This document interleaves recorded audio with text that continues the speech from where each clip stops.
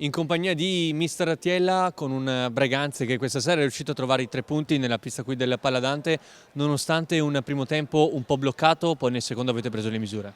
Sì, diciamo che alla fine del primo tempo ho chiesto ai ragazzi maggiore incisività, maggior carattere, maggior voglia di arrivare sulle palline e siamo partiti subito facendo una buona pressione al Trissino che nei primi 5 minuti credo sia arrivato una volta a tirare, i primi 5 minuti del secondo tempo intendo.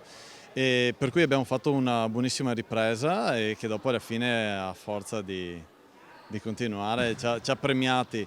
Non sono mancati i momenti difficili perché potevamo andare sotto anche il secondo tempo tra un rigore e una punizione di prima, per cui insomma prova di carattere dei ragazzi, hanno giocato tutti, hanno dato tutti il meglio, dobbiamo cercare di venire fuori un po' da questo periodo di scarsa fiducia, però spero che anche questa partita possa aiutare, ecco, alla squadra.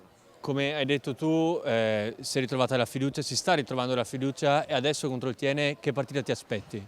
Beh, contro il Tiene è sempre una bella partita perché il Tiene è una squadra che gioca a hockey e le partite dove si gioca soprattutto a hockey, non dico che stasera non sia stato questo, assolutamente, però l'avversario è un avversario di valore, per cui ci sono tutte le possibilità per far bene, per trovare anche nuovi stimoli di voler battere una squadra forte e dimostrare che non siamo di meno. Ecco.